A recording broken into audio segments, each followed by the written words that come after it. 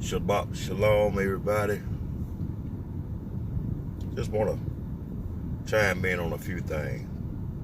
But first of all, let me tell a quick testimony one of my old friends told me about not too long ago.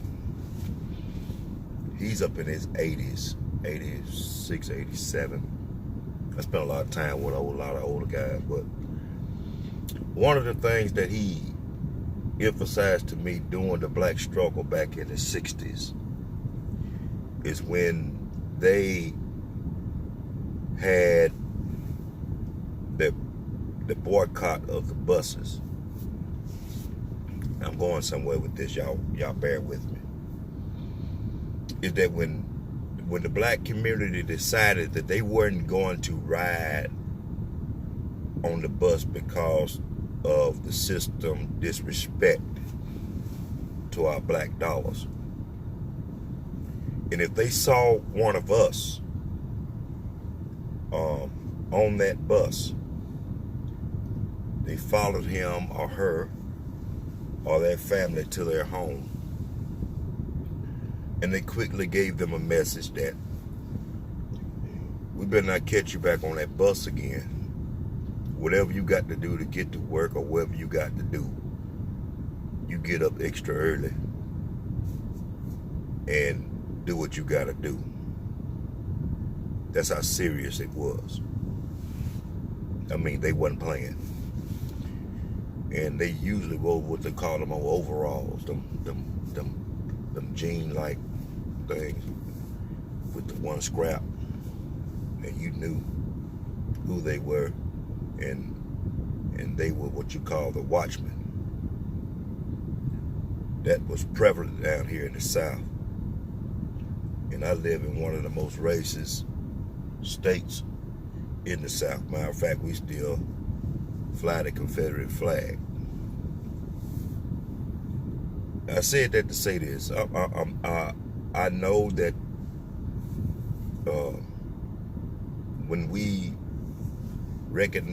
do recognize the fact that, you know, that other nation had hijacked our culture and called it Christianity, and we know what they did at the Council of Nicaea. We know that we are who we are as far as the true Hebrew Israelites, and we know, but I have a problem not so much as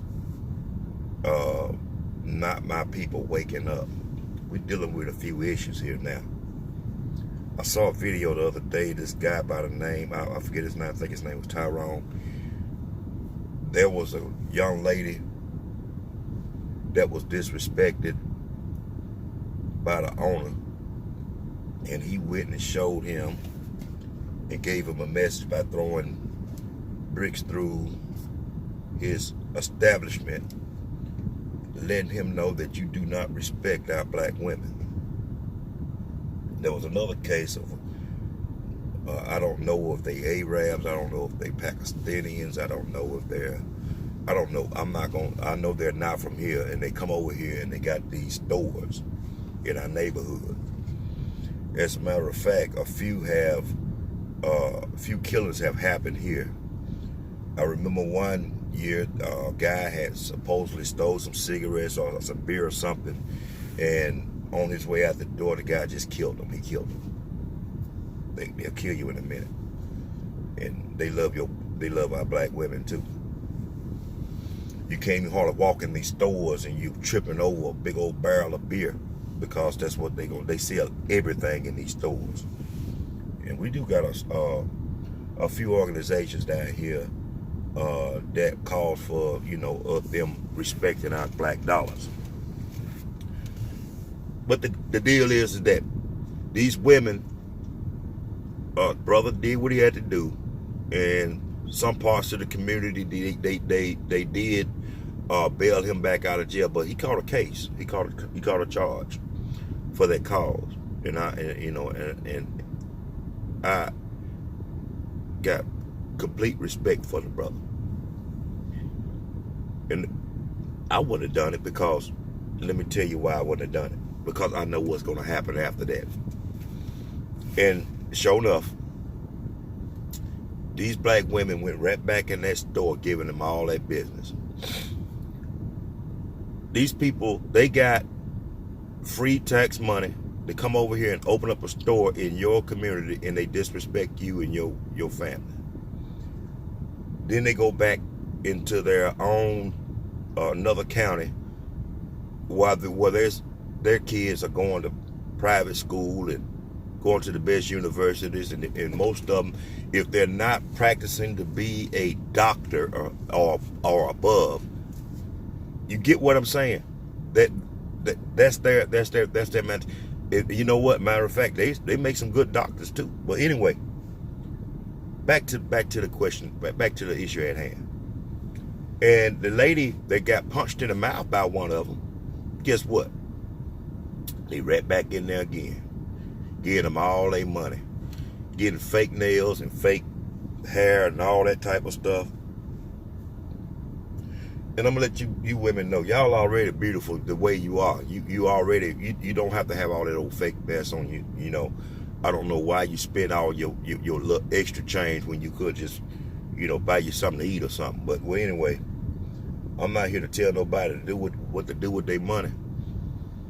As far as that, but let me tell you something. I remember how we disrespect each other so much. I remember one time I was doing some retail selling. I was selling handbags. They were leather bags, and they were worth $40, $50, and I was selling them to our community for like $12. The first question was asked was, "What are you getting out of it?" You wouldn't ask that. You wouldn't ask the white man that. You wouldn't ask that. You just go ahead and buy it. Oh, you're lying up. Just like this old Popeye chicken sandwich deal back here. And they were selling, I don't think it was no sale on it, but you Negroes went crazy. Oh, a chicken sandwich. And they made big money off that. We struggling. I mean, some of us, we ain't but one paycheck away. But some of us ain't getting no paycheck. And I'm trying to figure. It behooves me that how we do each other, and I'm pretty sure you can use your phone and get on Google and find you a nice black business establishment somewhere. I mean, I know a girl right now. She got black products made by black people. Going, but they get her no business. I could go around the corner right now and see a line of folks just going in and out of these people. Stores giving them all types of business, and they don't like you, they disrespect you, I don't get it. I don't get it. In our neighborhood, it's called a packaged liquor store. In their neighborhood, it's called wines and spirits. It's exotic size and all that type of stuff. You spend so much time trying to be somebody else that you ain't, and trying to impress folk that you don't like. I don't get that. And and half the time, you care about, most of us, we care about how we look. And you're balling on a budget. Come on now. Well, I went to another neighborhood, and they had no soliciting signs everywhere, but they bought all my stuff. But my own wouldn't support me. I don't, it baffles me. The black women went right back in that store over there in Texas again. I think that was Texas. Went right back up in that store again. Then you wonder why you get the backlash. See, black men can't talk to y'all like we really want to because of the society today. Because at one time we had a stronghold on everything that was going on. Because us men, we were who we were. But now, if you attempt, and I'm gonna be the man in my house. That's just the way it is. I'm not rude. I'm not doing it with a hard hand. My wife, I respect her, and she respects me. That's what it's all about. Don't get that wrong. We just realize what our role is. she realized that I'm the head. You get what I'm saying? And everybody don't have that type of a thing because of who they are. Because the Bible even states that the man is the head of the wife, and the wife is to submit herself to her own husband. And a lot of people got a problem with conforming. But if he's a man of God, then that what qualifies him. But if he's not following Yah, that you're not qualified. You can't use that scripture to beat that over the woman's head. That's what you're doing anyway. But the scripture before that says, submit yourselves to one another. Okay. All right, just to clear that up. But we need some black women to speak up to our sisters and let them know, how you know, Miss Bishop, how we as a people need to start respecting each other and loving each other, because in times like this, we are in trouble. If you do not have the Ruach HaKodesh, if you're not following Yah, if you're not keeping the Torah, if you're not studying, just concentrating on keeping the Sabbath, we in trouble. And we need to learn how to come together. There's some things going on in Africa right now, South Africa. And they're killing folk that just relocated back over there because they feel like it ain't no jobs there anyway. But it's the same thing. It's the same thing. We killing each other. We disrespecting each other. We doing all types of things to each other. Not too long ago, had a conversation with some people at work. One of the gentlemen said, we were talking about reparation. One of them said, we don't need no reparation. We ain't do nothing to deserve it. And then plus, I was like, what? So if somebody took something from my daddy, and my daddy died, and they still got my stuff, that's still our stuff. That's still my family stuff. But that was a long time ago. I said, oh my God, I couldn't believe this brother was talking like that. And then he was so kidding about, he was the blackest one. But one of the things I just don't get it. And then we have the nerve to try to get in other folks' business and try to say why they gonna spend it. Ain't none of your damn business how they gonna spend their money. If you want to spend their money, if they want to spend that money, just say we all got like $5 million a piece. That would be pretty good, that'll boost the economy, if that's what people more concerned about. Why are you worried about all these black athletes giving back to their community? They ain't got to do a damn thing. They ain't got to do it. They the one that practiced all that time. They the one that did all that. If it's from the goodness, I commend those that go back and give back. But guess what? Them same folks that they give back to. I remember not too long ago, there was a rapper by the name of Nipsey Hussle. He was doing the same thing. Guess what? His own killed him. And he was right there with them. Now, you would have thought that the boy that was with him wouldn't even let nobody roll up on him like that. Come on now. That's why I don't blame no black man, no black woman or whatever like that. Once they get their bag or whatever like that, they work hard for it and they do what they do. If they don't want to do nothing, they ain't got to do a damn thing for nobody. They ain't got to do it. They ain't got to do nothing. That's the way I feel about it. They ain't got to do nothing. And stop criticizing them when they do. That's they money. They do what the hell they want to with it. They can do what they want to with it. Half of them need spiritual advice. I'm out there for you, if you need something, I'm out there for you. Because it's a lot of them. They real young and they got a lot of money. And they not only need spiritual, financial advice. They need somebody to keep them grounded. Somebody they can talk to. So any of y'all professional athletes out there, full fall, whatever you want to do, I'm there for you. Because it's rough out there. You got young men out there, 13, 14, 15 years old. They out there practice, and by the time they get 17, 9 times out of 10, they're not going to go to a HBCU school because their parents are not teaching them better. Because they want to be on TV, hopefully that they make the pros. But they don't understand. As soon as you get injured, you are nothing. But yet you done brought millions and billions of dollars to this institution. That's just how we act. That's how we are. That's how we are. It's all about getting that money. It's all about, you know what? If you don't put God first, all that money ain't gonna mean nothing. Nothing. And I see some of y'all taking pictures of your food on Instagram and BookFace and bake whatever you want to do. You take it. What kind of person takes a picture of a food and taking pictures? They want everybody to know how large and how big they living. Must be nice. I'm just trying to pay my bills. That's all I'm trying to do. I'm just trying to pay my bills. You know, the big Oprah Winfrey's and all that stuff, they ain't worried about little old people like me. But the deal is, you know, when they want to give folk, it's a majority other nations, everything else. And then, you know, I understand she opened up a school over there in Africa, but she could have opened a school right there in Kosciuszko, Mississippi, where she from too. But she ain't got to do that. She ain't got to do a damn thing. That's what I'm getting at.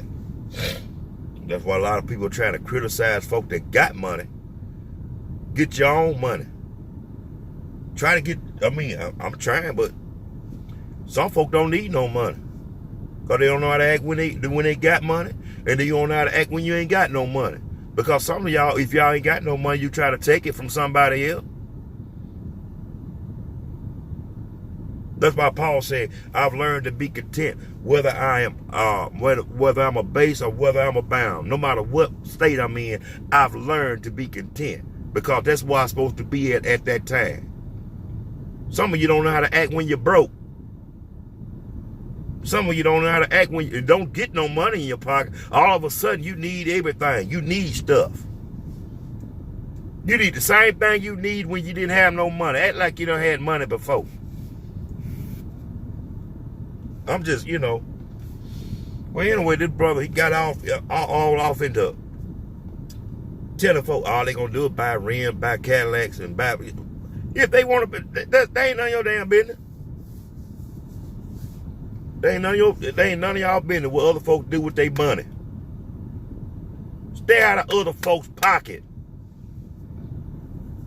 Well, anyway, I got a problem with more of my people than anybody else because all the other people, they gonna do what they do, if you know what I mean.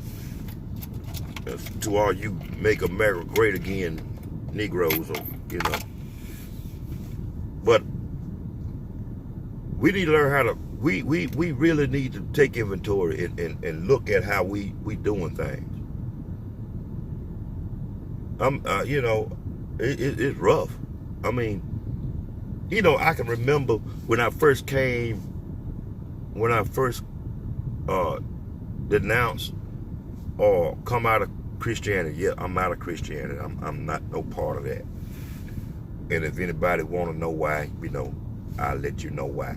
But, you know, most of us that have awakened, we know. You already know.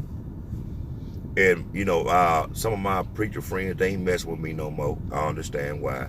God bless your heart. You know, I'm just going to go ahead and just, you know, give honor to y'all, the Most High. And, you know, and just concentrate on the Torah and try to at least honor the Sabbath. I mean, I'm just taking baby steps right now. You know, I'm learning. I'm just not learning about our culture and our heritage. And, you know, and it's a duality more than, you know, mouth stuff, you know, just talking that mouth stuff.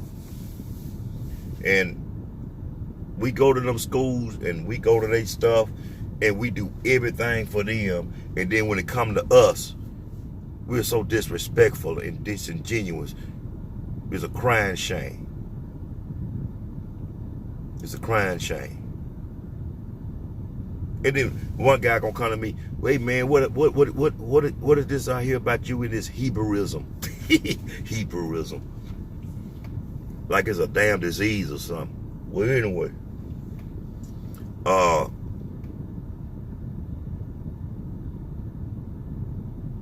Let's do better. Let's do better. And your sisters, y'all, yeah, I mean, come on, man. And you know, me and, you know, I got issues with us too, but right now, you know, when another nation disrespects you just like that, it's time out for all that. It's time out. I got my own prejudice that I have to work through, because I know that the Most High is not pleased with some of the things that I've had in my heart due to some things that have happened to me when I was coming up. Yeah, I got pulled over. Yes, I've had guns put in my face for nothing. I've been called nigga, all that. I've been doing, you know, I've lost jobs to them.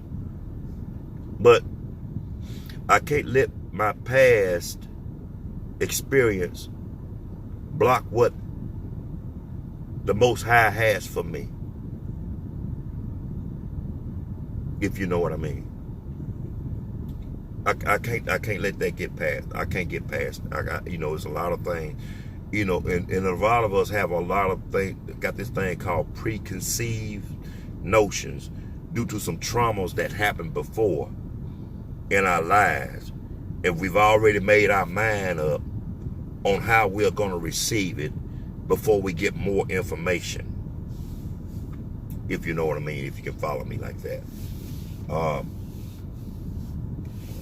We got to do a lot better than what we've been doing. We got to do a lot better.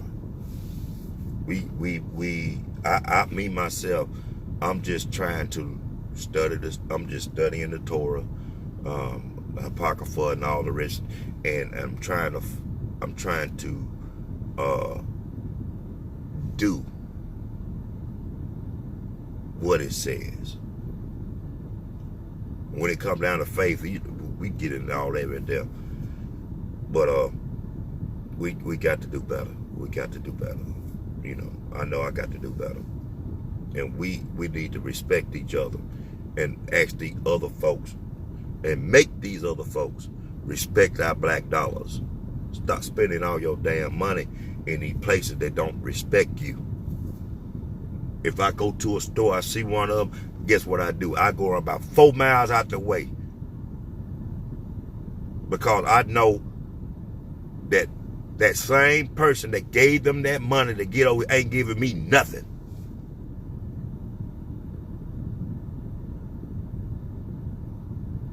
Like I said, you're a young athlete, you just came into it, and you just signed a deal.